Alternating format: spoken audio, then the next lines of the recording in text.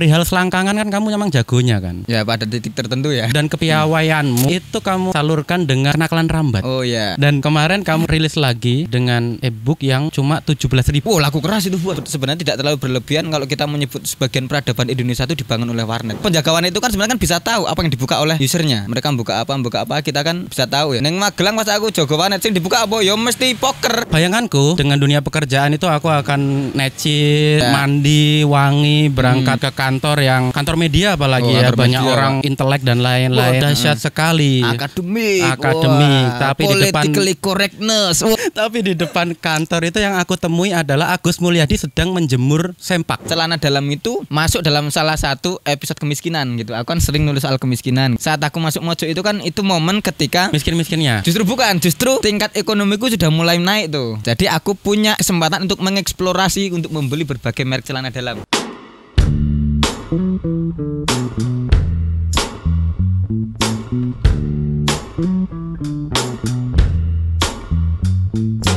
Mas Agus. Halo Ali. Sebutkan 3 fun fact yang tidak banyak orang tahu. Waduh, 3 fun fact. Sebenarnya tidak terlalu fun juga. Pertama, aku bukan bukan orang yang pernah kuliah. Karena orang-orang selalu menganggap aku itu pernah kuliah gitu. Itu pertama gitu. Yang kedua, aku orang yang sekarang merasa saat di Jogja itu hidupku sangat makmur bila dibandingkan saat di Magelang. Karena banyak orang-orang mengira bahwa aku itu uripe miskin terus, padahal enggak. Aku itu sekarang agak kaya lah, agak makmur gitu ya. Jadi buat orang-orang kalau masih menganggap saya hidup melarat ya itu dulu ya. Yang ketiga di Jogja aku itu tidak terlalu punya banyak kawan buat nongkrong asli di Jogja. Orang-orang menganggap wah aku penulis pergaulanku pasti luas. Sebenarnya enggak juga, karena aku lebih banyak di rumah. Kadang ya nonton film ning omah nongkrong sithik paling pas nonton MU tok itu tok. Jadi aku orang yang agak jarang ngumpul kalau di Jogja. Justru aku kalau nongkrong itu lebih banyak di Magelang gitu. Kalau di Jogja jarang sekali aku nongkrong. Jadi pergaulan saya di Jogja itu tidak terlalu luas gitu. Karena tekanan istri atau seperti apa? Bapak Agus? Enggak juga gitu. Lebih ke apa ya? Karena nggak terbiasa nongkrong tekak bengi ya janjan nih. Karena malam itu justru aku biasanya di depan laptop menulis gitu ya. Ini jalan pedang ben ketok nganu ya Pak ya. Dan itu ya karena memang tidak punya banyak teman nongkrong yang teman nongkrong yang seintens waktu dulu di Magelang gitu. Punya banyak teman tapi kalau untuk nongkrong itu kelihatannya jarang banget gitu. Nah awakmu kan wah ning kene ana kanca, ning kene ana kanca, semua teman gitu. Nek aku ora ale, Pak. Ya kanca kenal tapi ora njuk kemudian nongkrong gitu. Seperti katamu tadi, pertemanan itu penting. Ya. Nek butuh duit. Oh sangat Pak, sangat. Pertemanan itu sangat penting kalau kita butuh uang ya. Iya. Gus, kita sempat satu kantor ya, kalau nggak salah. Ya. Kita juga sama-sama resign ya. Ya. Ali masuk Mojo itu gara-gara saya dulu loh. Keputusan yang ketok palu Ali diterima atau tidak itu saya ada di tangan saya. Berarti yang meng-ACC aku nego gaji itu kamu ya? Saya paham kemiskinan Anda, Pak. Sebagai sama-sama orang miskin saya paham. Dulu Ali itu nego gaji karena alasannya itu dia butuh motor, Pak.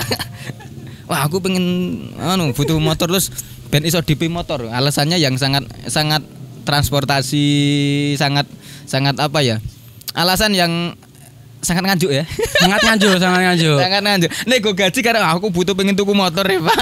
Iya, setelah itu langsung cair. Aku akhirnya mempunyai Cici. Motor Beat itu tak namain Cici, Gus. Nama panjangnya cicilan 3 tahun. Ono wong sing jenenge motore ya. Agak aneh aja. Lucu-lucuan aja. Ya, nek jenenge manuk aku masih masuk akal ya. Kalau lelaki mengenamai alat kelaminnya itu agak masuk akal, tapi ya, kalau menamai motor itu agak namanya siapa? Oh, nek aku rahasia, Pak. Oh, Mas rahasia gitu. Enggak, pertama awal-awal ngantor itu di minggu pertama itu aku agak shock culture. Jujur karena bayanganku dengan dunia pekerjaan itu aku akan necis, mandi, wangi, berangkat ke kantor yang kantor media apalagi ya, banyak media, orang intelek dan lain-lain. Dahsyat sekali. Akademik. Tapi di depan politically correctness. Di depan tapi di depan kantor itu yang aku temui adalah Agus Mulyadi sedang menjemur sempak. Itu namanya menurbakan media intelek, Pak. Media intelek itu harus turun ke bawah.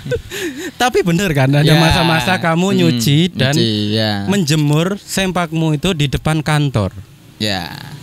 Karena waktu itu aku merasa pertama tidak ada larangan gitu. Kan beda kalau dulu kita nginep di hotel kan kita tidak boleh semahal apapun kamar yang kita sewa, kita tidak boleh menjemur pakaian di balkon kan. Di Mojok tidak ada aturan itu soalnya di waktu itu. Jadi estetika itu kalah oleh efektivitas gitu. Aku merasa bahwa di depan balkon itu kan besinya warna hitam tuh. Ya. Menyerap panas itu jauh lebih kering itu. Dan ini kamu mungkin kamu tidak memperhitungkan ini. Bahkan walaupun aku menjemur sempak itu di balkon, aku tetap memperhitungkan estetika walaupun kecil. Kalau kamu mungkin kamu nggak ngeh ya. Aku enggak lah. Enggak, kamu kalau nonton aja aku langsung set gitu, Gus. Itulah kenapa kamu kurang mengamati. Celana dalam yang aku cuci itu selalu selang-seling, tidak pernah ada yang celana dalamku kan Indomaret. Betul. Yang abu-abu muda dan hitam. Betul. Selalu tak selang-seling kalau kamu. Jadi hitam tidak pernah tuh hitam abu-abu, enggak pernah, selalu hitam abu-abu hitam. Itu aku masih mengandalkan sisi estetika di situ. Walaupun mungkin agak tidak sopan, tapi at least ada estetika di situ. Kamu selalu menekankan andai kamu ingat siapa yang mau mengingat sempak temannya yang selang-seling itu dengan konsepmu yang kamu jelaskan itu. Ya siapa tahu Anda mengamati ya. Tapi aku ingat banget kamu itu pernah nulis tentang strata sempak. Ya. Kita call back dulu lah Gus. Itu okay. Kenapa kamu nulis tentang sempakmu yang estetik tadi? Aku tuh kan sekali lagi ya. Tadi aku bilang bahwa aku kan tidak pernah kuliah gitu ya. Jadi aku itu tidak punya disiplin ilmu tertentu gitu. Jadi aku tidak punya disiplin ilmu tertentu sehingga aku tidak punya tema atau isu kalau aku pengen nulis. Beda sama istriku. Kalau istriku kan aktif di isu-isu gender misalnya, isu gender, kesehatan reproduksi, feminisme dan lain sebagainya. Atau teman kita ada Wisnu Prasto Utomo, dia kan isu media. Gaweane nukoni koran, bandingke berita. Jadi dia bisa tuh membahas soal media, perspektif media dan lain sebagainya. Aku kan tidak punya disiplin ilmu tertentu. Jadi aku tuh selalu menulis soal apapun yang ada di lingkunganku gitu ya. Kamu tahulah buku-bukuku itu kan isine nek ra soal kemiskinan, bapak ibu, pacar, terakhir sirkus pernikahan, soal istri, anak. Jadi semua tentang apa yang melekat dalam kehidupanku. Celana dalam itu masuk dalam salah satu episode kemiskinan gitu. Aku kan sering nulis soal kemiskinan gitu. Dan saat aku masuk Mojok itu kan itu momen ketika miskin-miskinnya. Justru tingkat ekonomiku sudah mulai naik tuh. Jadi aku punya kesempatan untuk mengeksplorasi, untuk membeli berbagai merek celana dalam. Waktu itu kebetulan aku cocoknya sama celana dalam Indomaret. Indomaret itu 39.000 yang isi 3, awam paham kan? Ya, nah, aku membandingkan dengan celana dalamku sebelumnya yang itu sangat murah, sangat tidak proper gitu. Oh, ternyata kalau ganti celana dalam Indomaret itu ada semacam gegar budaya gitu. Jadi semacam lonjakan kualitas hidup yang tidak banyak orang itu menyadarinya gitu. Aku kan bertingkat tuh, celana dalam yang buruk, celana dalam Indomaret, GT Men yang 62.000 isi 2 itu. Iya.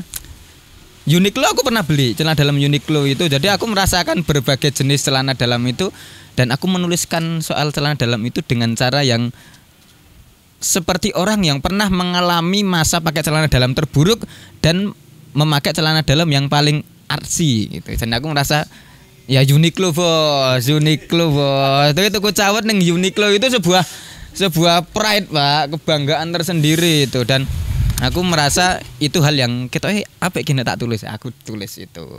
Dan banyak orang suka tuh. Karena itu soal kemiskinan dan orang-orang itu suka membaca soal kemiskinan. Yang kaya itu merasa bersyukur, yang miskin merasa kemiskinannya ditemani. Oke. Itulah kenapa tulisanku soal kemiskinan nyaris selalu rame. Gitu. Yang penting jangan ganggu Kemiskinan kami. Kemiskinan kami jangan diganggu. Jangan diganggu. Ini pesan moral. Dan kita rodok kiwo lho. Ngombe Tapi berarti sempak paling recommended apa, Gus? Dari sekian apa ya? Kayak itu perjalanan spiritualmu kan dari satu sempak ke sempak yang lain gitu. Paling nyaman dari yang pernah aku beli ya Uniqlo itu enak banget. Uniqlo itu enak banget. 100-an ya, 150. Dulu aku beli 132. Nah. Terus aku pernah beli sok-sokan ya. Pernah beli Calvin Klein satu, tapi ternyata tidak sewah yang aku. Wow, Calvin Klein. Cowok-cowok six pack gitu. Pasti pakainya Calvin Klein gitu. Aku pernah beli kaosnya agak diginiin dong. Mungkin. Pernah aku beli Calvin Klein satu, itu iseng wae. Pengen merasakan tidak seenak itu. Uniqlo itu enak. Uniqlo itu enak, tapi kalau yang paling saya rekomendasikan tentu saja celana dalam Indomaret yang hitam yang bukan celana dalam sih, apa semi boxer. Oh iya, yang apa sih namanya? Sama kayak Uniqlo juga tuh. Short, ini aku pakai. Ya, yang kayak gini. Iya. Ini saya pakai. Siap. Itu enak banget dan itu banyak orang merasa itu sebagai salah satu produk terbaiknya Indomaret gitu. Aku tadinya merasa apakah ini hanya saya yang pakai yang merasa ini kenyamanan. Oh ternyata enggak. Ucup Pestapora itu pernah nge-tweet soal itu. Wah, Ucup nge-tweet soal itu. Tambah tervalidasi. Ucup. Terus ada temanku satu lagi influencer gitu. Dia suatu saat beli celana dalam Indomaret itu yang semi boxer itu dan dia merasa ini enak. Jadi celana dalam Indomaret yang warna hitam. Aku nggak tahu jenisnya apa, tapi itu enak banget. Aku pikir itu salah satu sumbangsi Indomaret terhadap peradaban Indonesia itu, yaitu dia bisa menciptakan celana dalam Indomaret yang itu enak murah banget, enak dan sangat nyaman. Sangat nyaman. Ini juga kita minumnya beli di Indomaret ya. Indomaret Pak. Wah, aku apa kudu Indomaret Pak. Aku berharap masuk Indomaret. Assalamualaikum ya. Assalamualaikum dulu. Tapi memang kamu kan memang apa ya? Perihal selangkangan kan kamu memang jagonya kan. Ya pada titik tertentu ya. Pada titik tertentu dan kepiawaianmu itu kamu salurkan dengan kenakalan rambat. Oh ya. Iya, semua kan berhubungan dengan selangkangan itu kamu. Ya. Dan kemarin kamu rilis lagi. Ya. Dengan e-book yang cuma 17.000. Oh, laku keras itu, Bos. Laku keras itu. Nah, itu, Gus. Kenapa e-book? Karena kan iki penerbit seluruh Indonesia kan pasti antri nunggu tulisanmu yang laris manis itu dan kemiskinanmu selanjutnya. Kenapa e-book? Sebenarnya itu coba-coba. Niatnya coba-coba. Ini aku pernah tuh Jadi saya itu pernah nulis sebuah serial ya di Mojok ya, namanya Rambat. Serial Rambat judulnya. Nama rubriknya Cipok, tokohnya namanya Rambat. Dan itu salah satu rubrik yang kemudian di Mojok itu mati karena tidak ada penulis lain yang bisa nulis itu kan mesum tapi lucu gitu loh. Jadi konsepnya adalah cerita dewasa mesum tapi lucu karena aku tuh sangat menyukai humor-humor dewasa gitu. Jadi kadang aku tuh sering tuh beli buku, di rumah ada tuh buku setumpuk gini, kumpulan humor-humor ala Rusia, humor-humor ala Balkan, humor-humor ala Cina. Itu selalu aku pilihin yang humor-humor ala dewasa. Kan selalu ada tuh, ada itu. Karena aku terobsesi itu. Suatu saat aku ketemu tuh rubrik yang ditulis oleh almarhum Gunarso TS di Pos Kota. Nah ini dia kalau nggak salah. Aku agak lupa judulnya. Lah dia tuh membahas soal dunia kriminalitas tetapi dihubungkan dengan dunia esek-esek. Oke. Itu almarhum Gunarso TS namanya. Wartawan Pos Kota kalau nggak salah. Dia dahsyat banget, tulisannya bagus karena sangat menarik bagiku, memadukan antara sisi-sisi kriminal dan seksual. Aku pengen bisa nulis kayak gitu. Tapi kan nggak mungkin aku nulis soal kriminal gitu. bahwa wajahku kriminal ya, tapi aku tentu tidak punya pengalaman kriminal yang banyak gitu. Tapi kalau dunia mesum dan dunia humor kita iso deh. Akhirnya aku coba bilang ke Mas Putut, Mas aku boleh nulis serial Rambat gitu, diperbolehkan, dan ternyata itu laris gitu. Jadi kemudian dibukukan. Penjualannya kalau disebut jelek banget enggak, baik banget juga enggak. Sebenarnya normal-normal aja gitu. Itu dicetak 1.500 atau 2.000 ya, dan itu habis. Tapi butuh waktu 3 atau 4 tahun lah untuk habis. Jadi standar gitu. Tapi karena kontraknya habis, aku mencoba untuk tak jual ebook lah gitu. Ternyata laku gitu. Karena orang-orang ternyata suka baca tulisan itu tapi pengen beli dengan dalam harga yang lebih murah. Itu kan aku jual tadinya enggak 17 itu, 13.000. Oke. 13.000. Kok ternyata yang beli banyak. Tak unggah ya, tak naikkan jadi 17.000. Laris ternyata. Nerbit ke dhewe to? Nerbit ke dhewe. Royaltine itu full ke aku. Ya paling potong administrasi tok gitu, dan itu menjadi trial itu menjadi semacam jebul laris loh. Adol ebook gitu. Karena kan sekarang mulai ada banyak platform. Ada Mayar, ada Karya Karsa, ada beberapa platform-platform lain, ada Linkit dan lain sebagainya gitu. Dan aku mencoba itu dan ternyata laku. Itu salah satu hal yang cukup membuatku optimis bahwa penulis itu sebenarnya masih akan bisa hidup gitu. Dengan nasibnya yang cuma 10% dari penjualan bukunya itu ya. Ya, sebenarnya ya. Enggak, kalau kita bicara ibu kan berarti full ke kita. Enggak, maksudnya ini salah satu siasat berarti. Oh iya, salah satu siasat dan jalan mungkin jalan tembusan yang bisa ditiru atau diduplikasi oleh penulis lain. Tapi aku pikir di masa depan itu kelak ketika nyaris semua banyak buku itu dijual via marketplace, kelihatannya di masa depan royalti penulis itu akan bisa naik tuh kelihatannya, enggak cuma 10% tuh. Mungkin bisa 12 atau bisa 15 atau bahkan mungkin 20, karena itu kan royalti bisa kecil, royalti kecil. Aku anggap 10% itu kecil ya. Itu kan karena memang kemakan distributor. Karena ada jalur distributor di situ yang porsinya cukup banyak. Tapi sekarang kan mulai banyak tuh penerbit jual langsung ke reseller tuh. Dari misal buku Mojok langsung ke Akal Buku, misalnya dari Mizan langsung ke penerbit, langsung ke reseller. Jadi mereka memotong jalur distribusi, ya mungkin di masa depan royalti penulis bisa naik gitu. Nah, kamu memulai karir kepenulisanmu itu kan mungkin sudah banyak yang tahu ya Gus ya. Dari warnet.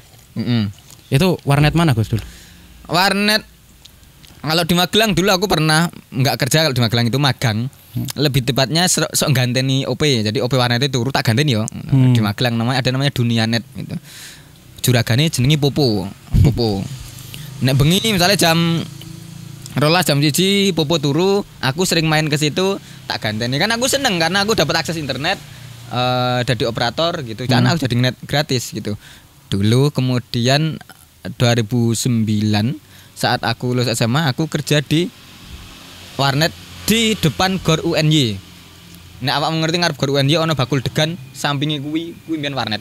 Oke. Namanya Sonanet ya, Sholawat Nariyah. Kepanjangannya itu Sonanet Sholawat Nariyah gitu. Dan itu warnet yang laris karena mahasiswa UNY itu dulu nek cetak KRS itu warnet daerah situ pinggir dalan ya mingguwi soalnya yang lain kan di dalam atau agak jauh gitu. Itu warnet yang karena lokasinya ngarep Gor UNY persis, jadi banyak mahasiswa cetak KRS di situ gitu. Ngenet sing cedak-cedak ya ning kono. Jadi dulu aku jago warnet di itu namanya Sonanet gitu. Sonanet. Terus berapa kemudian tahun? Cuma setahun sebenarnya. Di dunia setengah tahun. Sonanet itu setahun. Kemudian aku pindah lagi ke Magelang 2012 atau 2013 itu jago warnet meneh gitu. Kelihatannya dunia warnet itu dunia yang tidak bisa jauh dariku gitu. Dulu tuh sampai jadi sampai karena aku saking merasa tidak punya skill lain di luar ngopi warnet, aku tuh sampai kalau cari lowongan pekerjaan itu harus yang boleh ngopi warnet, mending sing buka lowongan gitu. Dan dulu itu bukan pekerjaan yang apa ya? Direndahkan dulu. Itu pekerjaan yang agak tekno waktu itu, aku merasa wow, itu dahsyat banget. Itu sebelum distro berarti ya? Sebelum penjaga distro, penjaga warnet itu keren banget. Wah, dahsyat banget. Karena aku inget warnet paling terkenal nih Jalan Solo ki Merapi Ya, Merapi Online. Merapi Online. Aku inget banget tuh dulu. Aku pernah suatu saat pengen daftar yang Merapi Online. Jadi Merapi Online kan salah satu the finest warnet dulu zaman sakmono ya. Betul, sampai sekarang in mungkin town ya. gitu dua gitu. Jadi mereka buka lowongan. Itu sing daftar, Pak. Gila. Kita tuh sampai bener-bener antriannya orang yang mendaftar warnet ambil formulir itu ngantri, Pak. Di hari itu karena banyak banget. Dan tesnya nggak main-main dulu. Di tes itu untuk tesnya itu bahkan sampai ke kamu paham selera musik apa, kamu paham film genre ini yang bagus apa, segitunya, Pak. Oh iya, baru tahu. Oh iya, jadi kalau kamu bilang tier satpam itu paling bawah satpam sekolah, paling atas satpam BCA, tier warnet itu paling atas itu satpam penjaga warnet Merapi Online. Wow, itu sampai diuji tuh kayak lagu-lagu iki ngerti apa wae, pengetahuan perfilmanmu apa wae. Wah, jadi orang sing penjaga warnet di Merapi Online tuh bukan cuma sekedar penjaga warnet. Dia harus merangkap sebagai sinefil, dia harus merangkap sebagai disc jockey, dia harus merangkap sebagai orang yang paham buku, dia harus merangkap sebagai orang yang tahu selera pasar. Jadi, wah, itu orang-orang terpilih, Pak. Jadi itu pekerjaan yang tidak bisa diremehkan, itu penjaga warnet itu. Wah, itu pekerjaan yang apa ya? Adiluhung, Pak. Itu pekerjaan yang adiluhung itu. Aku ingat banget. Antri, Pak, ngambil formulir. Wah, sampai bener-bener mengular. Iya. Untuk Dan ngambil formulir. Ada pekerja terbaik tiap bulannya ya. Oh iya, ya, itu yang dipajang itu sangat kan. Prestis sangat ya. prestis. Sangat prestis. Dan bahkan teman-temanku sutradara yang sekarang sudah terkenal itu ya. Berangkatnya itu banyak dari Merapi Online. Dan teman-temannya, karena Merapi Online itu sangat sinefil. Film-filmnya itu luar biasa ya. Itu film siapa? Seven Samurai itu? Kurosaki siapa? Kuwi lho. Akira Kurosawa. Sing film-film lawas kuwi ning kono ono ya kan? Lengkap se-BTS-nya. Sak sub-supe itu. Jadi film-film lawas bahkan sampai film-film 30-an, 40-an film-film yang kita anggap itu tidak ada di Indo Webster ya kan? Itu neng kono ono, Pak. Gila itu. Game of Thrones pas waktu belum masih season pertama rame-ramenya itu bahkan dia itu punya dokumenter tentang pembuatan bahasanya dan lain-lain. Oh iya, itu dahsyat banget. Ngeri, Pak. Dari Blu-ray. Iya. Pilihannya dari Blu-ray. Kalau kita bandingkan bahwa sisi keilmuan kita itu mungkin Merapi Online itu sudah setara sama BRIN, Pak. Karena banyak banget ilmu pengetahuan yang mereka berikan zaman dulu ya, terlepas itu film itu legal atau tidak aku nggak tahu ya. Tentu saja tidak. Tentu saja tidak ya, aku kurang tahu soalnya. Tapi dulu kan film-film lawas itu kita bisa cari itu di di sana di Merapi Online itu. Kayak Bang Dio itu kayak persis seperti tukang fotokopi di sekitar kampus UNY. Kowe rek golek diktat apa wae aku ono. Ya kan gitu. Pengen fotokopi ono gitu. Jadi Bumi Manusia dan yang lain itu biar zaman sakmono yang tukang fotokopi mungkin mereka ada gitu. Waktu dulu yang belum melek IP dan lain-lain gitu. Bahwa kemudian covernya adalah 1000 resep masakan Nusantara tapi isinya Bumi Manusia, itu satu hal. Gitu ya. Ngomongin dari warnet tadi sebenarnya kan seru Gus kayak apa ya? Kalau di zamanmu dulu skena warnet di Jogja itu kayak gimana sih? Karena aku kan di Nganjuk ya dulu ya, nggak tahu ya. Kalau Nganjuk kan fix esek-esek semua gitu kan. Kalau di warnet apalagi karena warnetku di sekitar kampus ya. Jadi itu menjadi semacam apa ya, titik kumpul ilmu pengetahuan gitu. Jadi loh, aku tuh kan perbedaan saat aku ngenet jadi penjaga warnet di Magelang dan Jogja itu kan ketok banget perbedaannya gitu. Ya ini off the record atau mungkin ini rahasia umum lah. Penjaga warnet itu kan sebenarnya kan bisa tahu apa yang dibuka oleh usernya. Mereka buka apa, kita kan bisa tahu ya. Neng Magelang pas aku jaga warnet sing dibuka apa ya mesti poker. Zaman dulu soal chip apa jenis dulu poker yang itu kan. Iya. Judi enggak sih itu? Texas Hold'em poker dulu. Ya janjane secara permainan itu enggak judi Enggak judi juga ya, enggak ada karena kan uangnya tidak ya? ada uangnya, tapi kan uang memperbelikan pokernya itu yang menjadi judi. Mesti poker gitu. Saat aku di Jogja, poker tidak sebanyak itu.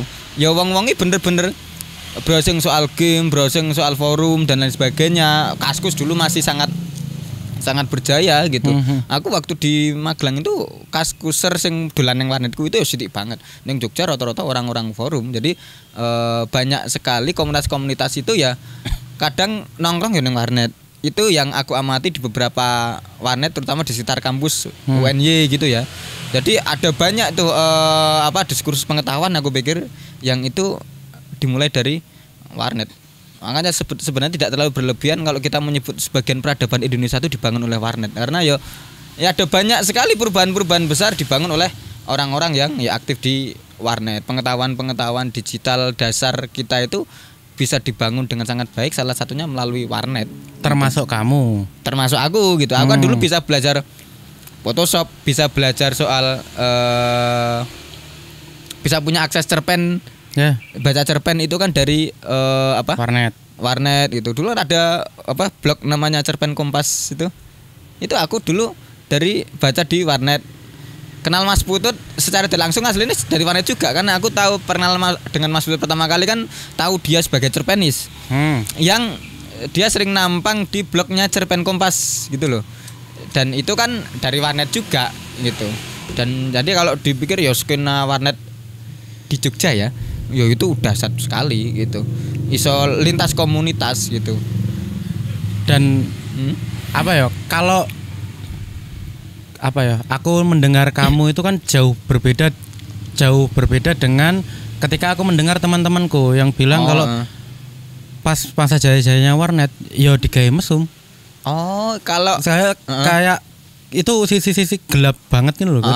Ketika di Jogja. Kalau di Jogja mungkin karena warnet mesum pasti ada nggak mungkin nggak ya. Tapi kalau di Jogja mungkin secara regulasi itu lebih ketat dan lain sebagainya. Contoh sederhana aja deh, di Jogja itu dulu setiap 2 bulan sekali atau 3 bulan sekali aku agak lupa, itu bahkan sampai ada razia OS. Oh ya? Jadi warnet itu diketok tuh sama petugas, OS-mu asli atau enggak, kamu bisa menunjukkan kaset Windows-nya enggak, serial number-nya ono enggak, ngono. Jadi di apa istilahnya? Dirazia, Pak.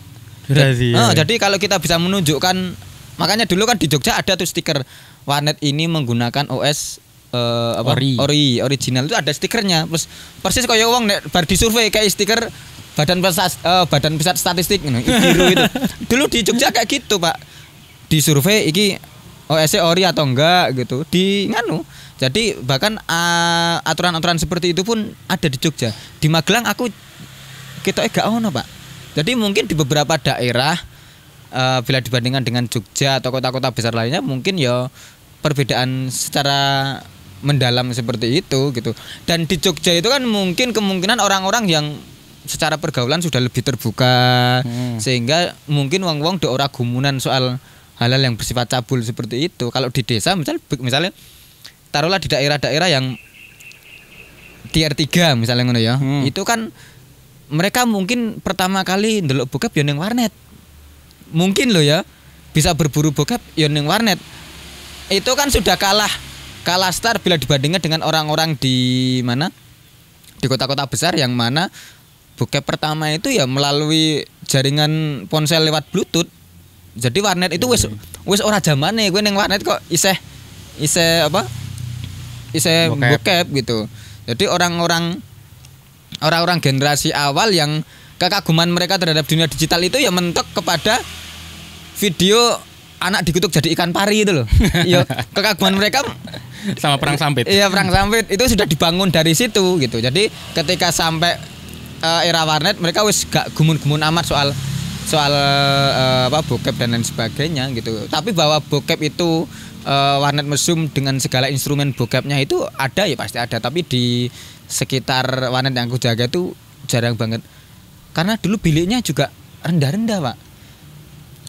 Setelah itu kan masuk pada fase warnet bilik tinggi. Ya, aku tidak nek di tempatku mungkin daerah lain ada ya. Di Jogja pun aku yakin pasti ada. Tapi di warnet yang aku jaga dan beberapa warnet yang sering aku datangi itu mereka masih pakai bilik yang rendah. Masih pakai bilik rendah gitu. Warnet mulai jadi bilik full rendah itu kan masa ketika game online. Bahkan nggak ada biliknya kan. Oh ya.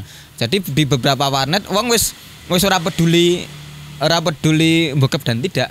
Wis bahkan sampai gak ono sekat karena semua orang fokus ke game gitu. Jadi dulu masih nyaru tuh game center sama warnet itu masih agak ngeblend gitu. Enggak kayak kalau sekarang kan game center warnet warnet dengan segala privasinya gitu. Dan itu sekarang kan makin nggak relevan juga gitu. Karena sekarang kan kita nggak kayak sekarang. Sekarang kita buka Facebook dan sebagainya kita rata-rata cuma di device kita toh. Rata-rata kita nggak berani buka dan karena memang faktor authentication itu loh. Kan sekarang tidak bisa kita buka Facebook, Twitter di sembarang device tempat. Kan. Iya. Tapi ada fasenya kan orang-orang itu berbondong-bondong pacaran di warnet. Oh, ya ada karena itu satu-satunya apa ya? Satu-satunya platform bagi orang untuk punya waktu berduaan legal di tempat yang agak tertutup. Kayak neng kono, neng warnet. Dan ada alasan ora yang-yangan. Golek tugas kok. Alasannya kan ngono padahal janjane yang-yangan. Ngerobong-robo sithik ya mungkin ada gitu. Pasti ada gitu. Pernah ngonangi? Kalau aku sebut ngonangi pernah ya, tapi gini. Sistemnya aku kan bisa buka apa yang bisa lihat apa yang mereka buka. Kalau ada lanang wedok bukanya kok bokep gitu. Berarti kan ada kecurigaan mereka akan melakukan hal-hal tertentu walaupun tentu saja tidak sampai penetrasi tak kamplengi wae nang warnet ngono. Tapi kan bahwa mereka melakukan hal-hal yang ya mungkin cipokan ono gitu. Mungkin cipokan ya ono, ngerobong-robo sithik ya iya, tapi enggak sampai kemudian sampai penetrasi dan sebagainya itu enggak. Tapi kalau ada ya aku pernah ngunangi itu. SMA iso nggo seragam cipokan, tapi aku secara moral aku meronta gitu ya. Secara moral aku meronta. Tapi kan aku sebagai orang yang menjaga warnet tidak bisa berbuat apa-apa. Ya ming lagake sok-sokan bolak-balik ben mereka tidak kebablasan aja gitu. Biar mereka sadar bahwa ada aku loh. Jadi aku sok-sokan bolak-balik ning kamar mandi untuk tahu bahwa tempat itu tidak kondusif untuk melakukan hal-hal yang lebih jauh gitu. Pelaku-pelakunya biasanya nonton Gus. Pelaku-pelakunya yang warnet ya kalian. Itu aku sering tuh. Tapi kalau dalam konten-konten mesum itu pasti gitu ya. Aku pernah bahkan bukan buka aib ya. Bukan buka aib karena kan tidak ada nama yang aku sebut. Tapi dulu ada aku punya pelanggan. Mereka itu datengin ya Pak. Pasangan suami istri bawa anak ngenet. Anaknya disewain bilik satu, si bapak ibu ini kemudian ngenet jadi mereka nyewa 2 bilik. Okay. Satu untuk anaknya, 2 anaknya itu 2. Jadi mereka datang berempat. Sering sekali jadi pelanggan tetap pula. Si 2 anak ini masuk bilik, si pasangan suami istri ini juga masuk bilik. Mereka ngenet, yang dibuka apa? Forum swing, tukar pasangan. Jadi mereka bahkan punya fetish untuk tukar pasangan itu. Di tahun 2009 2010 mereka punya akses untuk yaitu kan pertama kali mereka punya akses untuk mengakses forum yang memfasilitasi pasangan-pasangan yang pengen tukar pasangan gitu, swinger itu aku nemoni gue. Tapi kan aku tidak bisa berbuat banyak ya wis ben ngono yang bayar iki. Itu jadi ada tuh. Pernah aku dapat pelanggan uang gue, secara penampilan sangat islami Pak. Secara penampilan sangat islami ya, aku tidak ingin ini menjadi stigma ya. Tapi secara penampilan sangat islami dengan baju muslim yang ketat. Ya longgar, cowok dengan jenggot yang sangat islami, sangat tidak. Tapi aku iseng nek wong ngene iki janjane buka ya betul. Ya bokep juga coba. Jadi kadang ya itu banyak juga orang-orang seperti itu dan itu hal yang sangat lumrah lah dalam dunia warnet kita itu. Aku pengennya lucu tapi katanya bahaya Gus. Ya itu kan lucu jangan. Lucu itu. Lucu. Tidak berharap ini menjadi stigma. Tidak berharap menjadi ini menjadi stigma. Wong bahkan sing ketok kita preman gitu. Wah, ketoke wonge sangat tidak berpendidikan ngono. Begitu neng warnet sing dibuka pidato-pidatone Zack de la Rosa. Jadi kita tidak bisa jancuk deknen buka ya kuwi manifestone Zack de la Rosa. Aku pernah inget ya. Wong kita kaya sangat aku agak menyepelekan dari penampilan. Dia datang itu nganggo sepeda BMX. Wes kaya cah cilik lah, kaya cah cilik ngono iki mlebu terus langsung golek sendiri. Aku masih inget banget. Dia mencari e-book Niccolo Machiavelli. Jadi kadang kita kan tidak bisa. Wah, aku jenis koyo apa ki cah-cah koyo ala-ala. Dia mencoba kayak semacam ingin menjadi hip hop tapi gagal gitu loh. Jadi ya kuwi apa to ki cah ngene. Golek itu e-book Niccolo Machiavelli. Jadi kita tidak bisa tuh melihat seseorang itu saka penampilannya. Ya itu salah satu pelajaran berharga bagiku untuk tidak melihat orang dari penampilan. Itu salah satunya dari melihat orang-orang yang bermain di warnet itu. Terlepas dari etis tidak etisnya tidak gitu ya. Gila. Tapi itu kayak seru banget ya. Iya. Mungkin kayak kita tiba-tiba tahu apa historinya Mas Yoda yang lain itu kan. Kita wong ngene jebul golekane ngene kan. Kita ramu tuh jebul justru sangat intelektual itu. Tapi bermoral jebul yo mbokepan. Ono, itu realitas dunia kita itu ada. Kalau kejadian aneh-aneh lain ada enggak? Kalau warnet itu yang pernah aku alami ya. Warnet itu pernah menjadi tempat transaksi poker, transaksi chip gitu. Terus menjadi titik kumpul. Aku pikir itu tempat transaksi cuma satu orang. Oh jebol sak runtuk duduk rame kabeh. Kan aku kaget ya, itu pertama kali nih ada orang tiba-tiba ngruduk warnetku, tak pikir oh yo nopo iki. Ternyata mereka itu kayak juragan-juragan chip pengen ngedol terus COD ning warnet. Lah dilalah sing dadek ke tempat COD, kuwi adalah warnetku. Lah dilalah iki warnetku jan kaya semacam kaya tempat kriminal waktu itu. Oh dan banyak orang-orang bertato kita wis kaya gendo-gendo gitu, do bengok-bengok ning warnet.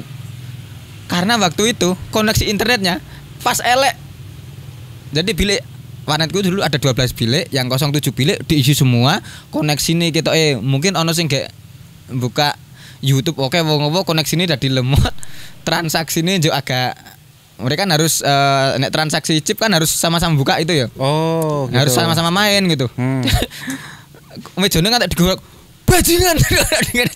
Komputernya nggak mati bok. Aku kan kaget tuh. Gila karena yo cah cilik kuru di gruduk wong sakmono tak pikir pengen ngopo jebol. Kuwi transaksi chip poker, Pak. Wah, aku gila banget waktu itu. Piye to iki? Warnet kombot Pak. Kaget banget aku. Piye iki? Tak restart dulu Mas. Ojo di restart malah mandek aku lanjut bingung dhewe. Kan kalau ono wong protes koneksi internetnya elek, modemnya tak restart toh. Iya. Tapi iki piye iki kok koneksi gini elek. Saya restart dulu. Ojo di restart. Aku tak bingung. Tidak ada bisa aku lakukan gitu. Ya wis siap-siap gue ya. Siap. Wis lah ya wis pasrah. Tapi waktu itu beruntung karena transaksi itu berjalan dengan lancar. Akhirnya Texas Hold'em poker itu hal yang sangat membuatku agak terpacu adrenalinnya. Kemarin kayak Las Vegas ya. Wah sangat bos. Aku merasa menjadi bagian dari mafia itu. Menjadi bagian dari transaksi yang sangat wah. Padahal perasaan dulu tuku chip poker ya itu kan bukan kejahatan juga janjian kita. Oh iya enggak. Legal wae. Kayak kita main game sekarang terus ya kayak top up wae kan. Top up dan beli skin. Ya. Dia ngerasanya koyo tapi entah kenapa dulu orang-orang yang pengen transaksi koyo meneng-meneng loh. Jadi seolah-olah itu kriminal itu loh. Padahal ya biasa wae wong yo transaksi chip poker. Mungkin menambah kegagahan mereka sebagai ben ketok wah iki mafia. Iki aku underground loh iki. Wah, mungkin ngerasa gitu ya. Tapi itu dulu pengalaman yang sangat menyenangkan lah dulu itu penjaga warnet itu. Kalau sekarang kan dilihat kalau di Jogja itu sudah hampir punah ya. Tinggal 1-2 yang raksasa lah. Ya, itu pun kadang menyaruh jadi game center juga. Betul. Ya, betul. Kalau dulu persaingannya seketat apa sih Gus pas masa jayanya itu? Kalau disebut persaingan ketat itu ketat nggak ketat ya. Jadi gini, aku kasih ilustrasi. Dulu aku pernah ngekos Di sebuah kampung itu di belakang Mirota Gudean dekat STPN Sekolah Tinggi Pertanahan arah Jalan Gudean itu dekat ring road dekat pom bensin itu ada momen di mana dalam satu jalan itu kene wanet dan rame semua. Itu rame semua. Jadi kalau dianggap persaingan ya kita enggak juga karena rame semua gitu. Tetapi mungkin ya yang aku amati makin lama orang-orang kan jadi bisa memilih warnet mana yang paling nyaman, warnet mana yang paling bersih. Kalau dulu parameter warnet itu dulu kadang dunia digital itu kan pasti selalu menganggap koneksi yang paling penting. Tapi pada titik tertentu banyak orang-orang yang butuh warnet itu bukan soal koneksinya, tapi bersih atau tidak, nyaman atau tidak, kemudian bilik tenang, bilik tinggi atau tidak. Makanya dulu beberapa warnet itu ada yang menyediakan smoking room dan tidak. Dulu ada warnet yang dijual itu bukan soal kecepatannya gitu, tetapi sofanya yang empuk, kemudian ukuran sofanya yang bisa buat tidur. Dulu kan banyak orang-orang yang kalau misalnya dia nginep di Jogja daripada nginep di hotel, dia lebih memilih untuk nginep di warnet.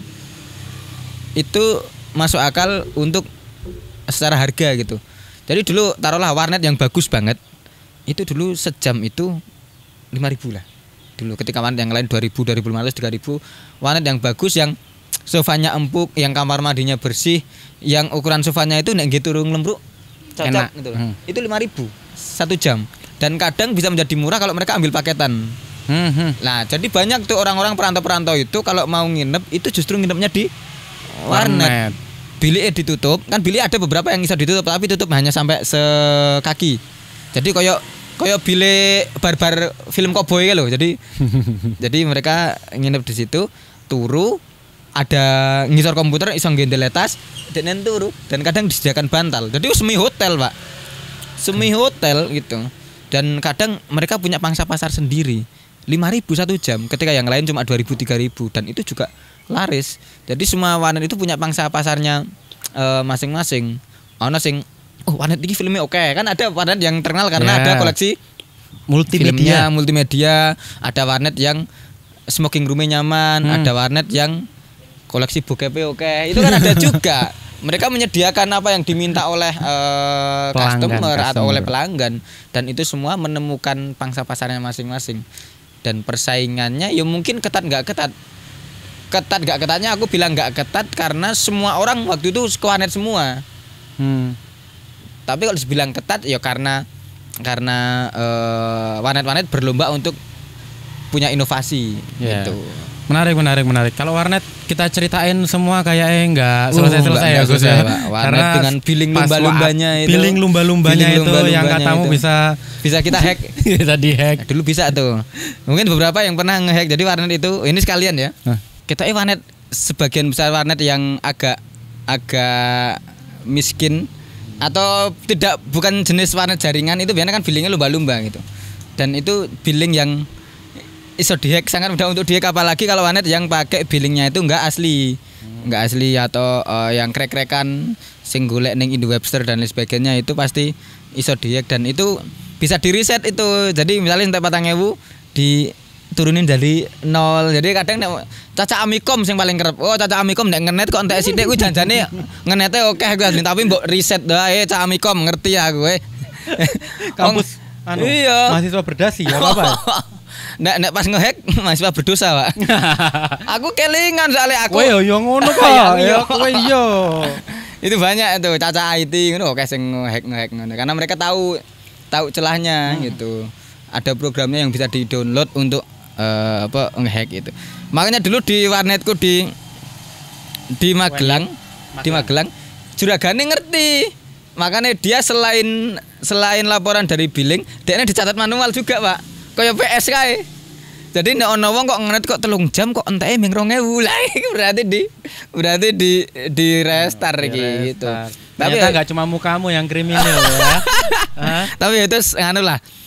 Dinamika dalam penjaga warnet itu kayak gitu. Terus tadi kan kamu ngasih fun fact kalau kamu itu ternyata nggak pernah kuliah.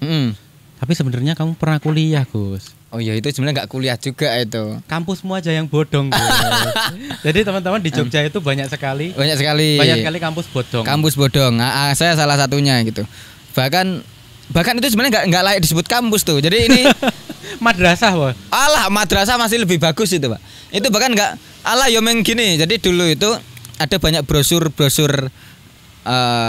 kampus atau lembaga pendidikan lah, kita anggap aja lembaga pendidikan. Itu yang masuk ke sekolah-sekolah di daerah gitu. Jadi sebenarnya kalau kata Gusmu, Jogja itu disebut kota pelajar itu bukan karena UGM, bukan karena UNY, bukan karena ISI, tapi ya karena kampus swastanya. Karena kampus swasta yang sebagian ada yang abal-abal itu lah. Aku itu salah satu korban.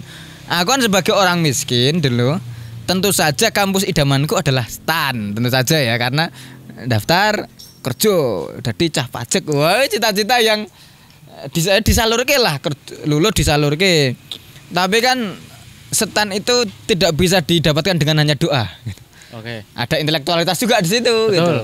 Lah aku itu daftar dan ora ketompo terus aku merasa kita ora kuliah karena satu-satunya kampus yang masuk akal untuk aku masuki hanyalah STAN gitu. Karena bapakku pengen ya aku kuliah yuk disalurke. Jadi ya nek waktu kuwi cuma STAN sama apalagi sekolah ilmu statistik, aku agak lupa. Tapi kalau yang sekolah apa istilah ikatan kerja, nek lulus disalurke. Nah aku STAN ora lolos, ora katut.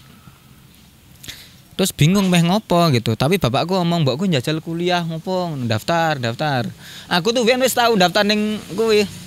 Apa kampus Cedak Jombor ki, Pak? UTY, aku tahu UTY. Oh, kampusmu, Pak? Ngerti aku daftar kampus UTY. Mergo Cedak Jombor. Aku mikirnya nek saka Magelang ngebis Cedak. Karena transportasimu cuma bis sepedaan ngebis gitu wis kuwi to. Sempat daftar UTY wis ketompo iki aku. Wis ditompo ngono iki terus waktu iki bapakku iki daftar ulang tek sakmene. Bapakku ra ndidit. Wah, wis aja kuliah sik lah. Bapakku ngomong ngono. Akhirnya aku gak kelingan, biyen aku wis tau oleh brosur kuwi kaya semacam semi-semi kampus ngono kuwi. Aku saya kelingan jenenge Duta Gajah Mada. Gajah Mada tapi duta ya. Bukan Universitas Gajah Mada. Iki DGM ora UGM ya. Memori baik. Duta Gajah Mada. Konon katanya kalau kita daftar di situ, lulus kita akan disalurkan ke lembaga bank perkreditan rakyat milik mereka.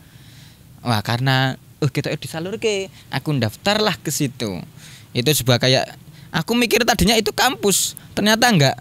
Lokasi kampusnya itu di STIE YKP, bukan YKPN, YKP. Ada di Jalan Godean. Dia menyewa dua ruangan di kampus itu. Jadi seolah-olah lembaga pendidikan itu bagian dari kampus itu, padahal bukan gitu. Nah, kemudian sama kepala yayasannya itu uang pendaftaran dari para orang mahasiswa, anak didik aja lah. Karena itu duduk kampus juga, dari uang pendaftaran dari anak didik itu kita dilarikan. Itu sempat jadi kasus agak ramai waktu itu. Bisa dicari di Google tuh di set 2009 Duta Gajah Mada. Aku itu sampai pernah audiensi ke ombudsman. Dulu waktu itu karena kira klik hukum. Oh, klik hukum belum lahir waktu itu. Lahir. Wah, burung digawe. Sampai ke ombudsman untuk apa ya? Untuk menuntut agar pengelola Duta Gajah Mada itu ditangkap atau dikapake gitu lah. Kan yang kasihan-kasihan kan para pengajarnya. Pengajarnya itu kemudian yang dengan sangat baik hati mau menampung teman-teman anak didik ini. Tapi di satu sisi aku merasa agak bersyukur karena dari situlah kemudian aku jadi belajar hal-hal baru gitu. Jadi ada satu dosen, maaf aku lupa banget namanya. Orang dosen lah, pengajar, mosok wong jenenge anu bukan kampus ya. Ada pengajar itu yang dia itu jualan sambil nyambi adol obat herbal.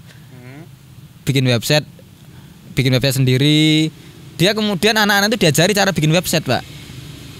Itu bukan kurikulum pendidikan di tempat pengajaran itu, tapi karena si dosen itu punya inisiatif karena kok mesak gitu ki cacah saka daerah kok do dihapusi ngene iki. Yo tak ajari carane gawe website, tak ajari carane adol produk secara online. Aku diajari tuh carane ngiklan, carane gawe website, carane biyen kan aku ngeblog tok, ngeblog gratisan gitu. Aku diajari carane tuku hosting piye, carane memasarkan iki lewat internet piye, jaringan periklanan online iki ngene iki. Itu yang kemudian membuatku agak bisa hidup beberapa tahun setelahnya. Karena kemudian setelah itu aku punya toko online namanya jenenge bukankaosbiasa.com. Itu aku jual kaos merchandise tim sepak bola. Jadi MU, Madrid, Barcelona, tim-tim sepak bola tapi versi kaos ono logone ngene iki. Aku njiko, aku ambil dari sebuah website namanya bisniskaos.com. Aku ingat aku jadi reseller ning bisniskaos.com dan aku bisa hidup, Pak. Jadi ya blessing in disguise. Semacam ya itu aku kapusan, tapi karena kapusan itu aku oleh ilmu anyar yang kemudian ternyata bisa membuatku bertahan hidup. Karena waktu itu masalahnya kuwi kapusan terus ya, Gus. Nah, kapusan, terus bisnis apa benang celup. Oh, benang celup, kapusan. Terus apa meneh sing yang kayaknya yang tren-tren di Jogja itu kamu mengalami semua dan kapusan semua. Ya, jadi MLM. Ya, kesalahan itu kadang seperti kaca yang bening, Pak. Kita nggak tahu kalau kita belum nabrak. Oke, siap. Oke, itu saja jadi penutup Mas Agus. Teman-teman, inilah Agus Mulyadi ya. Dengan semua yang kalian kenal, Agus yang sekarang konten kreator ya kan. Nulis bikin buku banyak, rilis e-book juga. Ya, sekarang aktor loh aku loh. Aktor ya kan di Cinta Tak Pernah Tepat Waktu ya kan, abang-abangan kiri. Terus di filmin juga ya kan. Terus apa lagi Gus? Setelah ini Gus? Tidak ada halang yang bisa aku kejar. Ya. Inilah Agus Mulyadi, terima kasih. Dan inilah Ali, Pak, sudah menonton The Tribes. Oh ya, aku lupa belum perkenalan, namaku Ali. Konten kreator, Pak, sama kayak saya. Followernya aja lebih sedikit dibanding saya. Karena saya pengangguran sekarang, jadi saya mau nge-host di sini di rubrik apa ya enaknya? Apa nama rubriknya ini? Apa? Ya terserah. Aku tadi di tengah-tengah pembicaraan, aku kepikiran satu nama, Mas. Apa? Jadi nama rubrik ini adalah Skenanya. Cocok. Ya, Skenanya. Kan? Skenanya podcast untuk menilik berbagai sisi skena yang lain dan skenanya. Obrolannya skenanya dan diunggah seenaknya. Cocok. Oke. At least itu bisa menutupi dan sebagai alasan bahwa kalau pertanyaan hostnya tidak terlalu bermutu bisa skenanya. Itu.